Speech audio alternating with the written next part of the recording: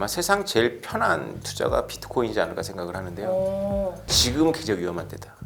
지금 굉장히 위험하다. 왜냐하면 비트코인이 이렇게 쉽게 올라갈 것 같지만 10만 달러를 기준으로 요동을 치고 있는 거예요. 강세론자로서 말씀드리면은 지금 10억을 바라본다면 지금 넣으셔야 되죠. 10억을 바라본다면 아직도 싼 거다. 그렇죠. 제가 만약에 지금 비트코인을 발견한다면 10억을 생각하면서 사면 올 것 같아요. 이번 상승장에서는 보수적으로 보면 2억이고요. 아주 낙관적으로 보는 사람이 5억 보고 있어요. 비트코인이 아직도 믿음직스럽지 않다면 기다려보세요. 준비하고. 그래서 어느 가격까지 가다가 뚝 떨어질 거예요. 그러면 그때 과감하게 들어가세요. 가격 보지 마시고. 왜냐하면 뚝 떨어지면 바로 회복해요.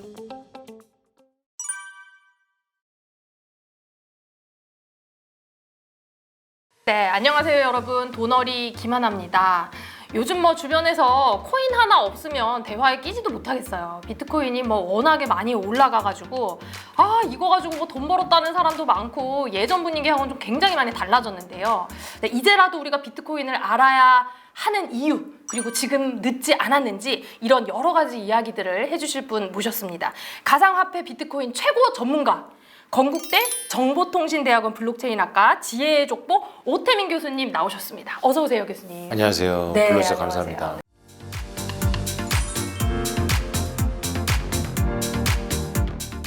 요즘 여기저기 많이 나오셔가지고 저는 내적 친밀감이 좀 있는데 자기소개 간단하게 좀 부탁드릴게요. 네, 안녕하세요. 오태민입니다. 저는 2014년도에 우연히 비트코인을 발견하고 비트코인에 매료되어서 지난 10년 동안 비트코인을 강의하고 알리고 그다음에 프로젝트도 진행하고 있습니다. 저희 이제 구독자분들이 저도 그렇고요. 투자 어린이분들이 좀 많으세요. 그래서 이제 조금 너무 어렵게 얘기를 해주시면 저희가 좀 힘들 수 있는데 저희가 이제 뒤늦게 좀 이렇게 교수님께 이런 질문 드리기가 참 민망합니다만 네.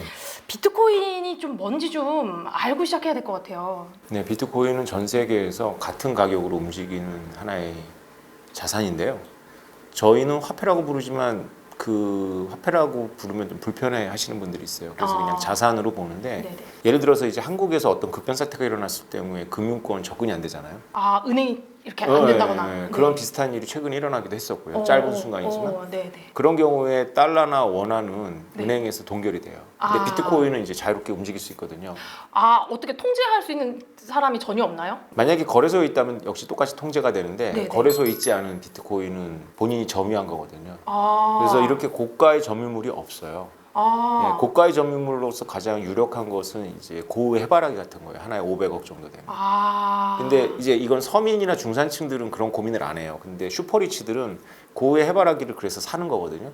근데 고의 해바라기는 내가 돈이 필요하다 그래가지고 50분의 1을 잘라가지고 팔 수가 없어요. 그렇죠. 네. 그렇게 자르는 순간 가치가 떨어지거든요. 떨어지니까. 근데 비트코인은 내가 500억, 1000억을 옮겨도 나중에 1억씩, 1000만 원씩 잘라서 팔 수가 있죠.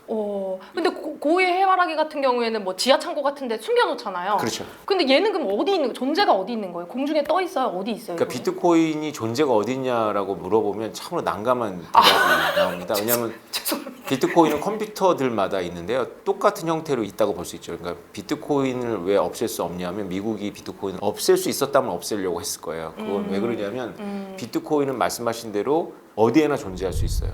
지구에 어느 나라에 있는지 몰라요. 그게 왜 그러냐면 너무 많이 존재하기 때문에 그래요. 그 비트코인이 하나하나가 떨어져 있는 것이 아니라 똑같은 장부가 몇만 개가 지구에 그대로 있어서 그 장부를 다 찾아서 없애지 않는 한 못 없애죠.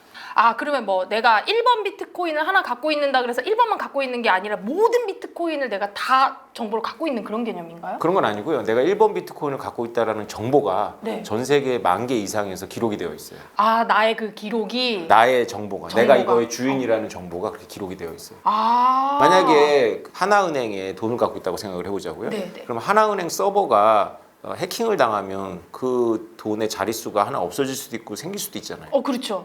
그런데 만약에 그 하나은행에만 있는 것이 아니라 그 하나은행 계좌의 정보가 신한은행에도 있고 국민은행에도 있고 미국의 그 시티은행에도 있다면 하나은행 하나를 해킹해가지고 내 정보가 바뀌지 않겠죠. 그렇죠. 남아 있으니까. 예, 비트코인이 그런 식입니다. 백업본이 그럼 여기저기 남아 있다 이런 그렇죠, 개념인가요? 그렇죠. 여전히 조금 난해하긴 한데 도대체 이런 건 누가 만든 거예요, 그러면? 사토시 나카모토라는 일본인의 이름을 필명으로 쓰는 영어권의 어떤 지식인이 만들었습니다. 영어로만 소통을 했거든요. 이분은 어떻게 되셨어요?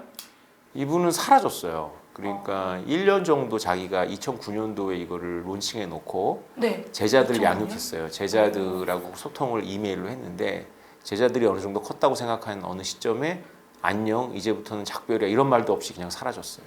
그럼 그 제자들은 그분을 본 적이 있어요? 메일로만 소통을 했죠. 메일로만? 네, 아, 그럼 유리원 교수님이었나요? 그렇다고 볼 수 있겠죠. 근데 저는 아직도 이해가 안 되는 게 그럼 이제 그 비트코인이 그 어떤 이제 암호화폐 지갑? 이런 데 들어. 그러니까 이제 단도직입적으로 물으니까 어디 가서 사야 되는 거예요? 그럼 저는 뭐 어디서 사야 그렇죠. 되는 거예요? 한국은 잘 되어 있어요. 네. 거래소가 300개 이상 난립하다가 정부가 거래소를 많이 정리해서 딱 5개만 딱 남겼어요. 그 거래소 5개가 다 괜찮으니까 네. 그 해당하는 은행들이 있거든요. 네. 예를 들면 코빅 같은 경우에는 신한은행, 그 그다음에 빗썸은 농협, 업비트는 K뱅크. 딱 그 은행에서밖에 네, 계좌를 못 트나요? 그렇죠. 그 은행에서 아. 터서 이렇게 돈을 보내서 거기서 하시고 다시 빼내시고 하는 방식으로 하시면 돼요. 아, 그럼 그 정해진 은행에 일반 계좌를 트고 내가 뭐 이제 거래소로 보내겠다. 네. 그럼 이제 거래소에서도 우리 일반 주식하는 것처럼 어플이 있어요? 그렇죠. 그럼 그 어플 가지고 이제 가격 걸어놓고 사고. 네. 그러면 거기서도 이제 뭐 다른 모든 뭐 오만 잡주들이 다 있을 거 아니에요? 그렇죠. 잡주가 아니라 잡코인들이. 네, 맞습니다. 그 중에서 이제 딱 비트코인 그것만 딱. 일단 저는 공식적인 자리에서는 비트코인만 권해요. 왜냐하면 제가 아무리 비트코인만 권해도 알아서 다 이상한 거 하거든요. 그럼 제가 이상한 거 권해버리면 뭐 완전 난리가 나는 더 거죠. 난리가 나니까. 아, 그렇구나. 그러면은 지금 이렇게 비트코인 말고 다른 코인들 있잖아요. 네. 이더리움이라던가 뭐 이런 것들은 그 비트코인을 따라 만든 코인이라고 봐야 되는 거예요? 비트코인을 따라 만들었다기보다는 비트코인에서 어떤 통찰을 얻어서 네. 다른 용도로 만든 거죠. 대표적인 게 이제 이더리움인데 네네. 비트코인하고 가장 큰 차이점 뭐냐면 이더리움의 창시자는 젊은 청년인데 뷰테린이라는 이 청년은 얼굴을 까고 전 세계를 돌아다니죠. 셀럽으로서. 그러니까 비트코인은 그거부터가 다른 거죠. 아, 내가 이거 만들었다. 그렇죠. 오. 예. 그리고 굉장히 셀럽 대접을 받고 한국에 오면 막 사람들이 인스타에 올리고 그럽니다. 찍어갖고. 오. 17살 때 비트코인을 발견하고 비트코인 매거진이라는 걸 창간했어요. 17살 때. 그리고 고등학교 3학년 때 이더리움을 만들었어요. 아. 그리고서 이제 세계를 돌아다닌다. 그렇죠. 그러면 이 친구하고 다르게 그 아까 사토시 씨는 왜 숨었을까요? 이렇게 좀 영웅처럼 나타나도 될 텐데. 그렇죠. 지금 만약에 나타난다면 다른 건 모르겠지만은 노벨 경제학상은 확보한 상태입니다. 그렇죠. 네. 왜 그러신 것 같으세요? 이거 뭐 우리가 알 수는 없지만. 아마 돈을 선택하지 않았을까요? 그럼 이미 비트코인을 많이 갖고 계신다? 예, 혼자 사라진 게 아니라 비트코인 1년치를 가지고 사라졌습니다. 비트코인 1년 동안 거의 혼자 채굴을 했거든요. 아. 110만 개 정도로 추산되고요. 전체 비트코인 유통 물량의 한 5% 정도. 아. 그거와 함께 사라졌어요. 아, 유명세냐 돈이냐. 비트코인을 갖고 사라지냐. 네. 교수님은 어떤 걸 선택하시겠어요? 저요? 네. 저는 둘 다 선택할 것 아, 같은데. 둘 다. 아, 그렇군. 근데 제가 조금 이제 교수님 말씀하시는 것 중에 비트코인을 발견했다 이렇게 표현을 하시거든요. 네. 이거를 발견했다라고 표현을 하시는 특별한 이유가 있으세요? 저하고 뷰탈릭 뷰테리는 발견한 거고요. 네. 사토시 나카모토는 발명한 거죠. 발명한 거고. 네. 하지만 우리가 있는 돈을 이걸 여기 있는 걸 우리가 주었거나 아니면 주식을 산다 그래서 주식을 발견했다 이렇게 표현은 안 하잖아요. 아, 좋은 지적이네요. 네. 우리 비트코이너들은 약간 종교 용어를 씁니다. 그러니까 비트코인을 발견했다라는 거는 상당히 제가 종교 용어를 안 쓰려고 쓴 거고요. 보통 어웨이크닝이라고 합니다. 아, 깨어났다? 예, 각성 비트코인에? 혹은 각성됐다? 회심이라고도 하죠. 진짜 종교 용어네. 그렇죠. 왜냐하면 비트코인은 발견하면 사게 되어 있어요. 여러분들이 비트코인을 알면서도 들어봤으면서도 안 사고 있다는 건 어웨이크닝을 안 했기 때문에. 제대로 모르는 거다? 그렇죠. 그걸 우리는 발견이라고 표현하는 거예요. 아, 그러면 교수님께서는 2014년에 그걸 아셨다 그랬잖아요. 그렇죠. 발견하셨다. 발견하고 나서 네. 증상이 있는데 네. 저는 어떤 증상이었냐면 한 달 정도 각성 상태에서 잠을 못 잤어요. 제가 왜요? 지금도 기억이 나는 게 아파트를 크게 우리 단지를 뺑뺑뺑뺑 돌아서 새벽 2시, 3시까지. 어머. 너무 대단한 걸 발견한 거죠. 그 당시에 제 눈에 100조 원이 보였어요. 아. 100조 원. 이게 근데 비트코인을 제가 사가지고는 100조 원은 도저히 안 되거든요. 1000억은 낼 수 있었을 것 같은데 100조 원은 도저히 안 되거든요. 근데 100조 원을 벌 수 있다. 이게 워낙 어마어마한 충격파이기 때문에 이거는 이 충격파는 예정되어 있고 이 충격파는 미국을 덮칠 것이고 그걸 2014년에 발견했을 때 그걸 아셨다고요? 그렇죠. 아니 저도 똑같이 2014년에 이걸 들었거든요. 저랑 같이 일하시는 어떤 한 과장님이 이분은 뭐 부동산 투자랑 이런 거 저런 거 정보를 많이 아셔서 저한테 요즘 비트코인 얘기가 있던데 그거 하나 사야 될 것 같아. 저한테 이러시길래 또 뭐 이상한 거 한다. 저는 이렇게 생각했어요. 네. 근데 어떻게 그게 그렇게 될 거라 그분 뭐 하시나 모르겠네 나 진짜. 어떻게 그걸 아신 거예요? 제가 요새 이렇게 사람들한테 이제 조금 환영을 받는 이유가 네. 제가 10년 전에 했던 얘기를 거의 반복하고 있거든요. 그래서 사람들이 알아요. 내가 10년 전에 한양대에서 이 특강을 하면서 비트코인 1억 되니까 사두라고 했어요. 학생들한테. 50만 원이었습니다. 네. 그리고 미국은 비트코인을 수용할 거다. 네, 왜냐하면 없앨 수 없으니까. 이런 얘기를 2014년도 했어요. 근데 제가 틀렸던 거는 제가 한 고생 한 2, 3년만 하면 이런 날이 올 줄 알았는데 10년이나 고생했죠. 야, 그럼 한 2, 3년째 포기할 만도 하실 텐데. 네. 그러니까 발견이라고 표현하는 거예요. 이거 진짜 믿음의 영역인 것 같아. 내가 봤을 때는. 야, 진짜 이거 대단한 것 같아요. 그러면 도대체 이 비트코인은 이제 제가 채굴 한다 뭐 이런 얘기 많이 들어본 것 같은데 그렇게 채굴을 해야지만 비트코인을 가질 수가 있는 건가요? 이게 아니요. 뭐 일반적인 경우는 채굴 안 하죠. 그냥 사죠. 시장에. 사죠. 주고받고 네, 사죠. 네. 그러면 그거를 채굴을 하면 뭐 얼마나 몇 개까지 뭐 이런 개념이 어떻게 되는 거예요? 채굴의 개념이 뭔가요 도대체? 채굴이라는 단어가 네. 좀 약간이라 심각하게 잘못 지은 이름이죠. 오해를 유발해요. 뭔가 그러니까 석탄 캐는 느낌이에요. 그렇죠. 네네. 비트코인에서 제일 잘못된 이름을 고치라 그러면 저는 코인이라는 거를 고쳐야 된다라고 대부분 말하고요. 오. 비트코인이 뭐냐? 비트코인이 비트 뭐 달러 이 정도. 아 비트 달러 정도로. 네, 코인 좀 이상하잖아요. 코인이라 그래서 조금 뭔가 이게 격화된 느낌이 네, 있다. 그렇죠. 아, 근데 네. 이제 저는 코인은 잘못 지은 이름은 아니라고 생각하는데 마이닝, 채굴은 확실히 좀 오해를 유발하는 것 같아요. 거기서 다들 막혀요. 채굴이 별게 아니고요. 네. 이제 비트코인 채굴 그러면 비트코인 마이닝을 생각하지 마시고 비트코인 시큐리티라고 생각하시면 돼요. 비트코인 보안 시스템이에요. 그러니까 비트코인 보안 시스템은 비트코인 회사에서 하는 것이 아니라 자발적으로 전 세계에서 자기 컴퓨터나 자기 자원을 투입해가지고 보안에 참여를 해요. 그리고 보상으로 코인을 받는 거예요. 뭔가 게임에 참여하는 느낌. 그렇죠. 그들이 많을수록 시큐리티가 증가하는 거예요. 그럼 뭔가 게임에 참여해서 거기서 이기면 보상으로 비트코인을 받는다. 그렇죠. 그러면 그때 이제 각성 상태에서 돌아다니시면서 비트코인을 어떻게 사셨어요? 그 당시에. 아 그렇죠. 저는 나름대로 그 경영학과를 나왔거든요. 그래서 네. 분산 투자가 중요하다는 걸 알고 있었어요. 네. 그래가지고 아내한테 말아봐야 막힐 것 같아서 아내가 모르는 나의 비상금을 가지고 분산 투자를 3주 동안 했죠. 분산 투자 3주 동안 하면 안 되는 거예요. 그건 분산 투자가 아니에요. 그렇죠. 한 6개월에 걸쳐서 했으면 제가 지금보다 비트코인 양이 1.5배 많았을 텐데 왜냐하면 제가 시작하고 4개월 있다가 폭락했거든요. 절반으로. 아 그러면 싸게 또 더 살 수 있었어요. 그렇죠. 근데 너무 짧은 기간이었네. 너무 이게 나한테 막 땅에 돈이 떨어져 있는 거야. 이걸 왜 다 주사야지 막 하고. 내가 돈이 빚을 내서라도 이거 다 주워야 되는데 그렇죠. 지금. 그렇죠. 그렇게 막 허겁지겁 3주 동안 남들 자제하면서 포트폴리오를. 아니 어떻게 이걸 알아보셨을까? 진짜 너무 신기하시네. 지금 요즘 비트코인이 또 이렇게 핫한 이유가 미국의 이제 대선 트럼프 당선이 되고 나서인 것 같아요. 미국의 트럼프 대통령 당선인이 지금 비트코인을 전략적 자산으로 비축하겠다 이렇게 네. 얘기를 했던 것 같아요. 그러면은 이제 미국 정부나 기업들도 대놓고 그냥 비트코인을 사겠다 막 이런 얘기들이 있는데 그렇죠. 그러면은 이제 어떻게 보세요? 이거가 진짜로 화폐로 사용되는 날도 올까요? 이미 비트코인이 3천만 원 넘어섰어요. 2021년도에. 그러면 제가 그날 이제 뒤에 동네 뒷산에 이제 겨울에 이렇게 등산을 하면서 내려오면서 저도 모르게 제 입에서 끝났다 이런 생각이 말이 나오더라고요. 왜냐하면 제가 제 주변한테 엄청 권했어요. 책도 주고. 네. 근데 말 들을 게 안 들어요. 근데 3천만 원이 딱 넘어가는 걸 제가 보면서 이제는 권하지 말아야지라는 생각이 딱 한 거예요. 왜냐하면 권해봐 의미 없습니다. 못 삽니다. 이런 믿음이 없이는 못하는 그렇죠. 거죠. 중산층 이하의 서민들이 어떻게 1억 원짜리 자산을 삽니까? 그렇죠. 그리고 그게 뭐 다시 뭐 6천만 원 될 수도 있는 건데 못 견딥니다. 그래서 그때 즈음에 제가 유튜브를 시작한 것 같아요. 그래서 내 주변 지인을 설득하는 거 이제 그만하고 유튜브를 통해서 이제 비트코인이 얼마나 고상한 현상인지를 알려야 되겠다. 비트코인을 뭐 사라 이런 뜻이 아니라 네네. 비트코인이 얼마나 지적이고 고상한지를 좀 말하고 싶어서. 제대로 알려주고 싶어서. 그렇죠. 굉장히 고상하고 깊거든요 이게.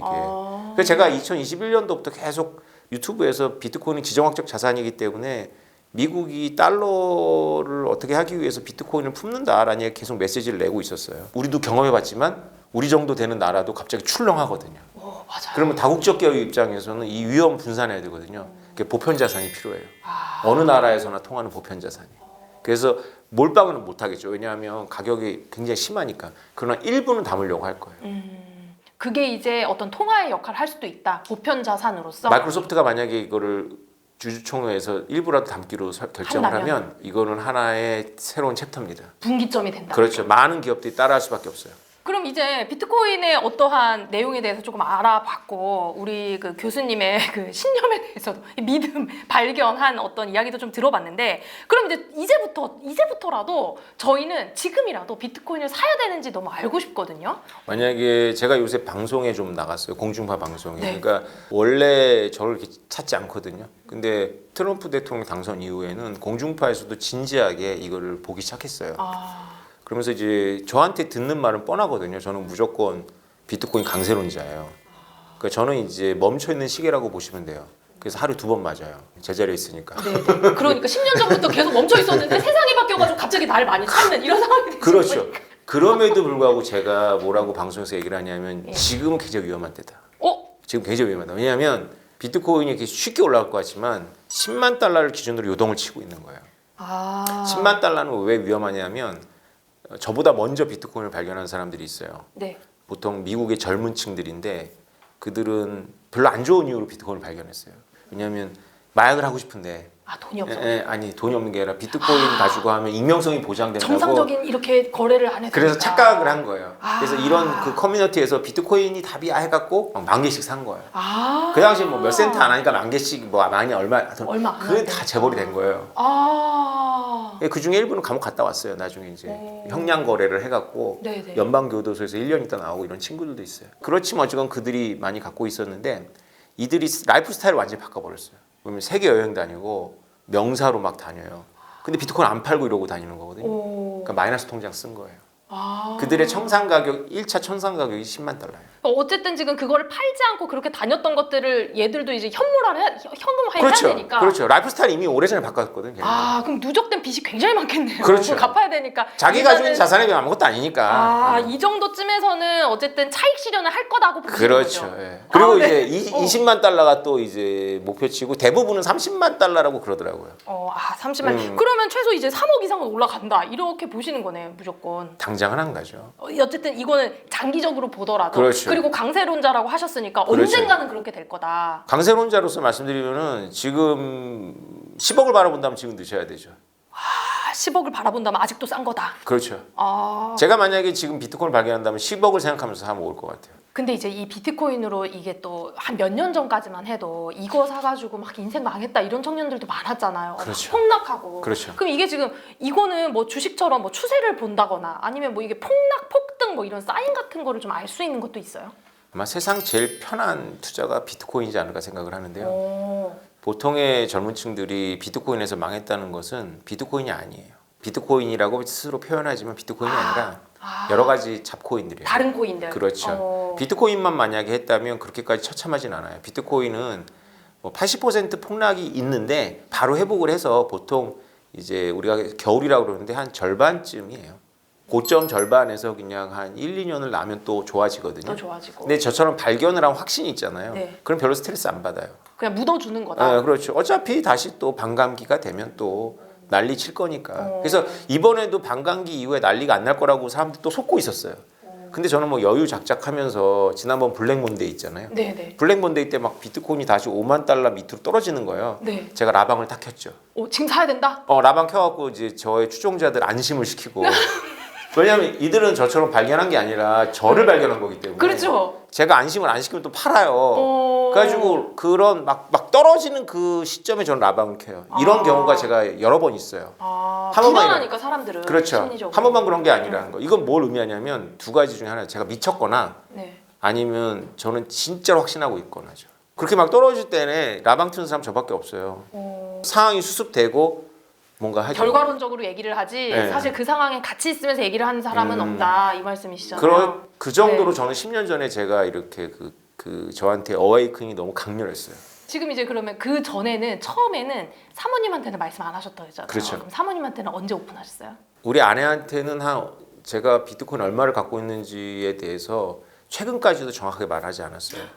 다만 우리 아내는 막연하게 이제 내가 일을 안 하고 원래 하던 일을 줄이고 비트코인을 하니까 이제 우리 아내는 짜증이 엄청나게 나서 그렇죠. 저를 뭐 굉장히 구박을 많이 했죠. 그 제가 집에 어느 날 오면서 2016년도였어요. 2010년 불정 전에 너무 낮아졌어요. 20만 원, 30만 원대였어요. 그때 우리 아내한테 아파트를 담보로 2억 원 대출받아서 비트코인을 사자. 지금 싸니까. 그렇지. 그 얘기를 할까를 물어보려고 버스에서 여러 번 시뮬레이션을 돌려봤어요. 여러 가지 가능성을.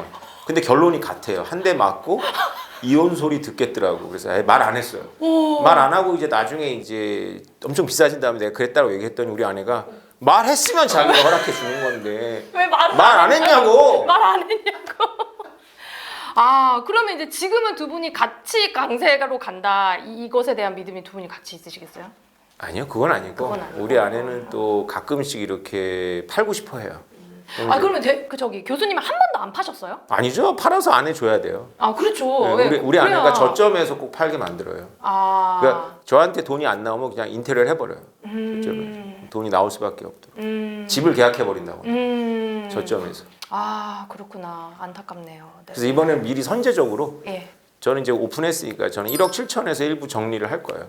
아, 1억 7천에 정리를 해서 이제 아내 주려고. 한번 제가 고점에서 한 번도 못 팔아봤거든요. 아, 1억 7천이 언제쯤으로 우리 이거 한번 저걸로 해보려고 성지순례 방송으로 언제쯤 올 거라고 보세요? 아, 분위기상 올해 말에 올 줄 알았더니 그건 아니고 내년 초에 올 것 같아요. 그렇게 빨리 온다고요? 1억 7천은 금방 왔다가 훅 꺼지겠죠. 그럼 지금이라도 사야 되는 게 맞네. 그래서 제가 1억 7천에 청산한다는 말을 8천만 원대부터 했었거든요. 그래서 많은 사람들이 제가 1억 7천에 청산하는 것을 되게 의아하게 생각해요.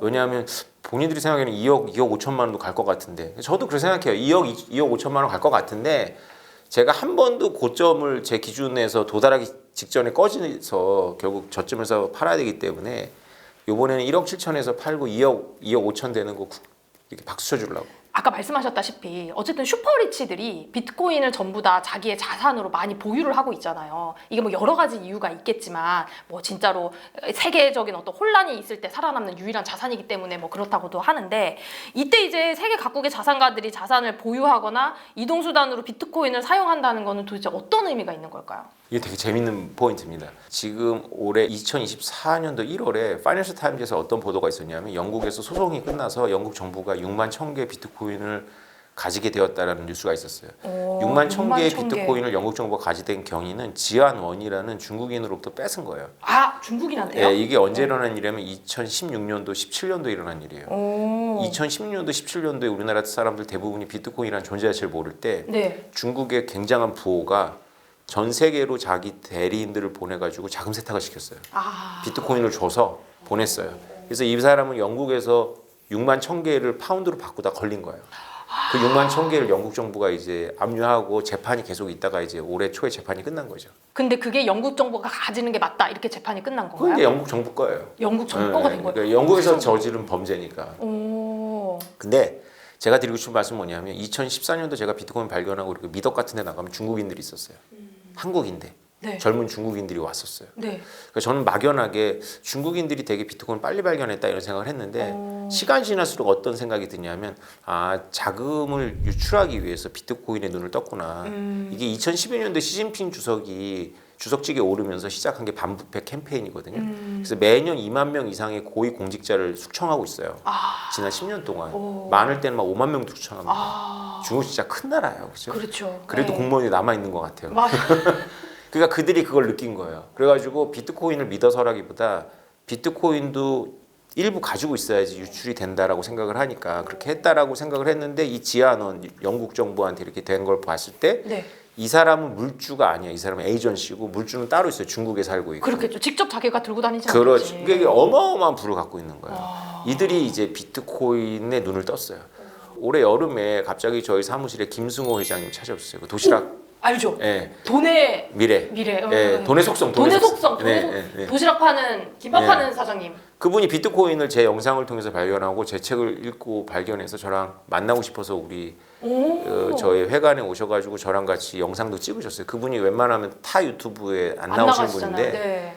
저한테 너무 고맙다고 하면서 이제 영상을 찍었는데 그날 본인이 비트코인 100개를 갖고 있고 자기가 가지고 있는 유동자산이 0.5%라서 본인의 유동자산이 얼마인지 다 노출해 버렸고 지금 여기서 노출하셨대요. 아니 뭐 제 영상이 있으니까 아, 네네. 그리고 앞으로 더 모아갈 거다 이런 얘기를 했어요. 계속 모아갈 그런 분들이 뭐 자기 자산이 10배, 20배 되는 거 관심 없어요. 진짜 관심은 따로 있어요. 글로벌하게 자기 자산이 흩어져 있으니까 비트코인은 슈퍼리치 입장에서는 부동산하고 대척점에 있는 자산이에요. 부동산은 로컬에 국한되어 있고 움직일 수 움직일 않잖아요. 수가 없고. 네. 비트코인은 세계 보편이고 움직일 수 있잖아요. 그래서 슈퍼리치 입장에서 이 두 개를 다 가져가는 게 굉장히 완벽한 그런 포트폴리오가 되는 거죠. 그리고 부동산보다 좋은 점은 어쨌든 거래가 굉장히 수월하게 잘 되잖아요. 그렇죠. 이것도 엄청난 장점인 것 같아요. 그렇죠. 그러니까 부동산을 갖고는 흑자도산이 돼요. 왜냐면 못 팔면. 맞아요. 근데 비트코인 갖고 흑자도산은 불가능하죠. 언제나 유동화가 되니까. 어쨌든 비트코인 가격이 앞으로는 정말 10억까지도 바라보신다라고 하니까 지금도 늦지는 않은 것 같지만 이것도 쉽지 않은 일인 것 같아요. 그러나 주의하셔야 될 거는 이번 상승장에서 10억이 간다는 얘기는 아니에요. 그렇죠. 장기적으로. 그렇지. 한 5년 이상 장기를 보셔야 되고 이번 상승장에서는 보수적으로 보면 2억이고요. 아주 낙관적으로 보는 사람이 5억 보고 있어요. 보수적으로 봐도 2억이에요? 근데 2억을 가면 희망사항인데 2억을 가면 떨어져도 1억 7천만 원이에요. 그러면 이제 지금 사실은 들어가기에는 그러면 조금 나는 높은 것 같아요. 그러면은 좀 떨어지는 시점은 언제로 보시는 거예요? 올랐다 떨어져요. 올랐다 떨어진다. 그럼 내년 초에 오르고 그 이후로 좀 떨어지는 추이를 봐서 그렇죠. 하시는 네. 것도 좋다. 투자를 하시는 그러니까 것도 만약에 비트코인이 아직도 믿음직스럽지 않다면 기다려 보세요. 준비하고. 그래서 어느 가격까지 가다가 뚝 떨어질 거예요. 그러면 그때 과감하게 들어가세요. 가격 보지 마시고. 왜냐하면 뚝 떨어지면 바로 회복해요. 어쨌든 그 가격까지는 무조건 회복하고 더 올라가니까. 그렇죠.